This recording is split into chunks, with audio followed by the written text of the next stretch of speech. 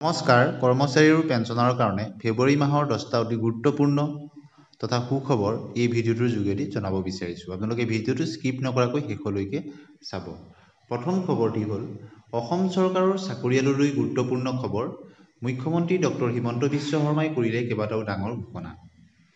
1 এপ্ৰিলৰ পৰা ৰাজ্যত প্ৰযোজ্য হ'ব ইউনিফাইড পেঞ্চন আঁচনি। কেন্দ্ৰীয় চৰকাৰৰ নিৰ্দেশৰ ভিত্তিত কাৰ্যকৰী হ'ব এই ব্যৱস্থা। ইয়াৰ জৰিয়তে 2টা পৰ্যায়ত পেঞ্চন লাভ কৰিব কৰ্মচাৰীসকলে। ইয়াৰ ফলত 10 বছৰ চাকৰি থকা সকলে নিয়মিত এটা পেঞ্চন লাভ কৰিব। লগতে 25 বছৰ ন্যূনতম চাকৰিত থকা সকলে 50% নিয়মিত পেঞ্চন লাভ কৰিব। চৰকাৰী চাকৰি লাভ কৰা কোনো কৰ্মচাৰী এই সুবিধাসমূহ লাভ কৰিব। আৰু চৰকাৰী কৰ্মচাৰীয়ে আপোন বাহন আৰু আপোন ঘৰ আঁচনিৰ ঋণ বেংকৰ পৰা লাভ কৰিব পাৰিব। এই আপোন ঘৰৰ ঋণ বৰ্তমান 30 লাখ টকালৈকে বৃদ্ধি কৰা হৈছে। শেহতীয়াকৈ নিয়মীয়াকৰণৰ পাছত শিক্ষক-শিক্ষয়িত্ৰীসকলে চৰকাৰী সুবিধা লাভ কৰিব বুলি মুখ্যমন্ত্ৰী মহোদয়ে ঘোষণা কৰিছে। নিয়মীয়া শিক্ষকসকলে লাভ কৰিব মুখ্যমন্ত্ৰীৰ লোকসেৱা আৰোগ্য যোজনাৰ আঁচনিৰ সুবিধা। অনাগত দিনত নিয়মীয়া শিক্ষকসকলে জ্যেষ্ঠতাৰ ভিত্তিত বিভিন্ন বিদ্যালয়ৰ প্ৰধান শিক্ষক বা অধ্যক্ষ পদতো তেওঁলোক নিযুক্তিৰ সুবিধা লাভ কৰিব বুলি মুখ্যমন্ত্ৰী মহোদয়ে ঘোষণা কৰিছে। ইয়াৰ উপৰি অন্যান্য সুবিধাসমূহ তেওঁলোকে লাভ কৰিব। পুৰণি পেঞ্চন নীতিৰ সমৰ্থনত শিক্ষক-কৰ্মচাৰী সমন্বয় সমিতিৰ সভা। পুৰণি পেঞ্চন নীতি পুনৰ প্ৰৱৰ্তনৰ দাবীৰে অসম ৰাজ্যিক প্ৰাদেশিকৃত অৰ্থাৎ 2013 চনৰ পৰা যিসকল শিক্ষক-কৰ্মচাৰী সমন্বয় সমিতিয়ে তেওঁলোকে এখন প্ৰেছ মিট যোগেদি তেওঁলোকে সভাৰ আয়োজন কৰিছিলে আৰু প্ৰেছ মিট তেওঁ সভাৰ অন্তত কৰিছিলে আৰু পুৰণি পেঞ্চন নীতি যাতে তেওঁলোকক প্ৰদান কৰা হয় তাৰ তেওঁলোকে দাবী জনাইছিলে। এতিয়া আমি আহিছোঁ যে নতুনকৈ যি ডিএ বৃদ্ধিৰ সম্ভাৱনা 3% ডিএ বৃদ্ধি হোৱাৰ পূৰ্ণ সম্ভাৱনা আহি পৰিছে, কিয়নো ইতিমধ্যেই ডিচেম্বৰ মাহৰ অল ইণ্ডিয়া কনজিউমাৰ প্ৰাইচ ইণ্ডেক্সৰ সূচকাংক প্ৰকাশ পাইছে। আনফালে অসম চৰকাৰৰ জলসিঞ্চন বিভাগৰ সংলগ্ন অৰ্থাৎ এটেচমেণ্টত থকা বহু কৰ্মচাৰীৰ ক্ষেত্ৰত তেওঁলোকে নিজৰ স্থানলৈ যোৱা নাই। গতিকে মুখ্যমন্ত্ৰী মহোদয়ে কঠোৰ নিৰ্দেশনা তেওঁলোকক দিছে অতি শীঘ্ৰেই যাতে নিজৰ মূল কৰ্মস্থানলৈ তেওঁলোক ঘূৰি যায়। আৰু চৰকাৰী চাকৰিসকলৰ যদি মৃত্যু হয় তেনেহ'লে 60 বছৰ পৰ্যন্ত তেওঁলোকৰ পৰিয়ালৰ লোকে দৰমহা বেংক একাউণ্ট যোগে লাভ কৰিব বুলি মুখ্যমন্ত্ৰীয়ে ঘোষণা কৰিছে। এতিয়া আহিছোঁ অন্য এটা খবৰলৈ। জানুৱাৰী মাহত ৰাজ্য চৰকাৰে কৰা এখন জাননী প্ৰায় 40,000ৰো অধিক প্ৰাদেশিকৃত শিক্ষক-কৰ্মচাৰীৰ মনত আশাৰ সঞ্চাৰ কৰিছে। প্ৰাদেশিকীকৰণৰ প্ৰক্ৰিয়া চলাই বিভিন্ন কাৰণত তেওঁলোক 2013 আৰু 2021 চনত শিক্ষানুষ্ঠানৰ যিসকল পদ তেওঁলোকৰ প্ৰাদেশিকৃত কৰা হৈছিল তেওঁলোক NPSৰ অধীনত আছে। গতিকে ৰাষ্ট্ৰীয় পেঞ্চন আঁচনি 2005 তেওঁলোক প্ৰযোজ্য হোৱাৰ পাছত এই শিক্ষক-কৰ্মচাৰীসকলে পুৰণি পেঞ্চন ব্যৱস্থাৰ পৰা বঞ্চিত হ'বলগীয়া হৈছিল। আৰু যোৱা 20 জানুৱাৰীত ৰাজ্য চৰকাৰে এখন জাননীৰ দ্বাৰা যিসকল শিক্ষকৰ নিযুক্তি প্ৰক্ৰিয়া 2005 চনৰ পূৰ্বে চলিছিল তেওঁলোকক পুৰণি পেঞ্চন ব্যৱস্থালৈ আনিব বুলি ঘোষণা কৰাৰ পিছত বিদ্যালয়সমূহ নিৰ্দেশ দিছিল। আৰু এই নিৰ্দেশত ৰাজ্যৰ প্ৰাদেশিকৃত 2013 চনৰ যিসকল বিদ্যালয়ৰ শিক্ষক আছে তেওঁলোকে শিক্ষামন্ত্ৰী তথা মুখ্যমন্ত্ৰী মহোদয়ক ধন্যবাদ জ্ঞাপন কৰিছে।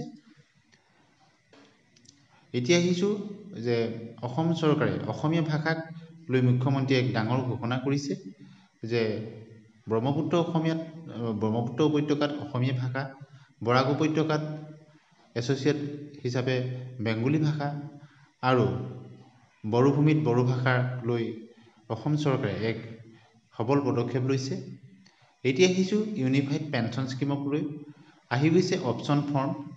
A1 ফৰ্ম কোনে পূৰাব লাগিব? যিসকল কৰ্মচাৰীয়ে তেওঁলোকে 1 এপ্ৰিল 2025 পিছত নিযুক্তিপ্ৰাপ্ত হৈছে তেওঁলোকে ফৰ্ম A1ৰ অপশ্যন ফৰ্ম পূৰাব লাগিব।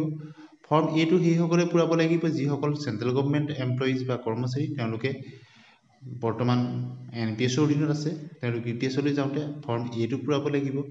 ঠিক একেদৰে B1 আৰু B2 ক্ষেত্ৰত অৱসৰ গ্ৰহণ কৰা কৰ্মচাৰীৰ ক্ষেত্ৰত আছে B1 ফৰ্ম তেওঁলোক যদি UPSলৈ যাব বিচাৰে। আৰু যিসকলৰ ইতিমধ্যে মৃত্যু হৈছে কৰ্মচাৰী তেওঁলোকৰ পৰিয়াল পেঞ্চন যদি UPSলৈ নিব বিচাৰে তেওঁলোকে B2 ফৰ্ম পূৰাব লাগিব। আৰু সদৌ অসম প্ৰাদেশিকৃত মধ্য ইংৰাজী নিম্ন প্ৰাথমিক টিউটৰ সংস্থাৰ কেন্দ্ৰীয় সমিতিয়ে তেওঁলোকৰ যি ধাৰাবাহিক আন্দোলনৰ সিদ্ধান্ত আছিলে তাত স্থগিত কৰিছে। আৰু শিক্ষামন্ত্ৰী মহোদয়ে শেহতীয়া ঘোষণা তেওঁলোকে বাজেটত তেওঁলোকৰ ভাল খবৰ আহিব বুলি আশা কৰিছে আৰু তেওঁলোকৰ এটা প্ৰতিনিধি দল গুৱাহাটীলৈ প্ৰেৰণ কৰিছে। গতিকে আগন্তুক বাজেটত তেওঁলোকৰ ভাল খবৰ আহিব বুলি অধীৰ আগ্ৰহে তেওঁলোকে বাট চাই আছে। এতিয়া আহিছোঁ অষ্টম পে কমিশ্যন সম্পৰ্কত। ডিএ বৃদ্ধিৰ পিছত চৰকাৰী কৰ্মচাৰীসকলে পাব পাৰে আন এক ডাঙৰ খবৰ। খুদ ব্যয় সচিবে এই ঘোষণা কৰিছে। বছৰৰ প্ৰথম পৰ্যায়ত ডিএ হোলীৰ পূৰ্বে ঘোষণা কৰে কেন্দ্ৰীয় চৰকাৰে, আৰু এই হিচাপত মাৰ্চত ডিএ বাঢ়িব পাৰে কেন্দ্ৰীয় চৰকাৰৰ কৰ্মচাৰীসকলৰ, আৰু ইয়াৰ পিছত এপ্ৰিলত অষ্টম বেতন আয়োগৰ টাৰ্মছ অফ ৰেফাৰেন্স চূড়ান্ত হ'ব পাৰে বুলি জনাইছে গুভিলে। আৰু শেহতীয়াকৈ অষ্টম দৰমহা আয়োগ সম্পৰ্কত ভাৰত চৰকাৰৰ ব্যয় সচিবৰ এই মন্তব্য তাৎপৰ্যপূৰ্ণ হিচাপে বিবেচিত হৈছে। অষ্টম বেতন আয়োগৰ বাবে ৰেফাৰেন্সৰ চৰ্তাৱলী চূড়ান্ত কৰাৰ কাম এতিয়াও বাকী। এই টাৰ্মছ অফ ৰেফাৰেন্স চূড়ান্ত কৰিবলৈ কেইবামাহ সময় লাগিব পাৰে বুলি জনাইছে ব্যয় সচিব মনোজ গুভিলে। উল্লেখযোগ্য যে সাধাৰণতে দেখা দিয়া যায় যে প্ৰথম পৰ্যায়ৰ ডিএ হোলীৰ পূৰ্বে ঘোষণা কৰে কেন্দ্ৰীয় চৰকাৰে, এই হিচাপত মাৰ্চত ডিএ বাঢ়িব পাৰে।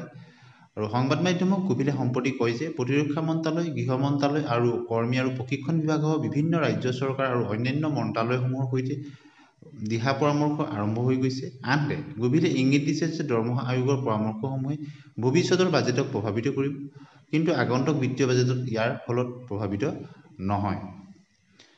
উল্লেখযোগ্য যে অষ্টম বেতন আয়োগৰ অধীনত কেন্দ্ৰীয় চৰকাৰৰ কৰ্মচাৰীসকলৰ বেতন, পেন্সন আৰু অন্যান্য সুবিধা কিহৰ ভিত্তিত ঠিক কৰা হ'ব তাক লৈ আলোচনা কৰিবলৈ 10 ফেব্ৰুৱাৰীত গুৰুত্বপূৰ্ণ বৈঠক অনুষ্ঠিত হৈছিল।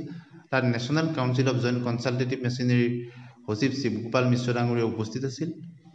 অষ্টম বেতন আয়োগৰ টাৰ্মছ অফ ৰেফাৰেন্সক লৈ বৈঠকত আলোচনা হয়, আৰু NCGCMৰ অষ্টম বেতন আয়োগৰ বিষয়ে চৰকাৰলৈ নানা পৰামৰ্শৰ প্ৰস্তাৱ আগবাঢ়িছিল। আৰু চৰকাৰৰ ওচৰলৈ পঠিওৱা প্ৰস্তাৱত বেতন গাঁথনি, অৱসৰকালীন সুবিধা, মৰ্যাদাপূৰ্ণ জীৱন মজুৰি নীতি আদিকে ধৰি বহুখিনি দাবী তেওঁলোকে পৰামৰ্শ আগবঢ়াইছিল। লগতে বিভিন্ন বেতন স্কেল একত্ৰীকৰণ, পাৰিবাৰিক পেন্সন পৰিৱৰ্তনৰ দাবী উত্থাপন কৰা হয়। ইয়াৰ উপৰিও ডিএ বৃদ্ধিক লৈ পুৰণি পেন্সন পুনৰ আৰম্ভ কৰাৰ দাবী জনোৱা হৈছিল। চৰকাৰী কৰ্মচাৰীসকলৰ দাবী লেভেল 2ৰ সৈতে লেভেল 1ক একত্ৰীকৰণ কৰা উচিত বুলি তেওঁ কৈছে। আনহাতে লেভেল 4ক লেভেল 3ৰ সৈতে একত্ৰীকৰণ কৰা উচিত বুলি কৈছে। সেইদৰে লেভেল 6ৰ সৈতে একত্ৰীকৰণ কৰা উচিত বুলি কৈছে লেভেল 5ক। এই ক্ষেত্ৰত লেভেল 1, লেভেল 3 আৰু লেভেল 5ৰ আওতাত বেতন পোৱা চৰকাৰী কৰ্মচাৰীসকলৰ বেতন বৃদ্ধিৰ ভিতৰতে আৰু বৃদ্ধি হ'ব পাৰে। গতিকে প্ৰায় 15টাৰো অধিক পৰামৰ্শৱলী NCGCMৰ ফালৰ পৰা পঠিওৱা হৈছে টাৰ্মছ অফ ৰেফাৰেন্সৰ কাৰণে। কেন্দ্ৰীয় চৰকাৰী কৰ্মচাৰীসকলৰ পঞ্চম বেতন আয়োগৰ সময়ত নিয়ম আছিল যে ডিএ 50% পাৰ হ'লে বা 50% পাৰ হ'লে সেয়া মূল বেতনৰ সৈতে সংযুক্ত হৈ যায়। অষ্টম বেতন আয়োগত যাতে সেই নিয়ম ঘূৰাই অনা হয় তাৰ বাবে দাবী জনোৱা হৈছে।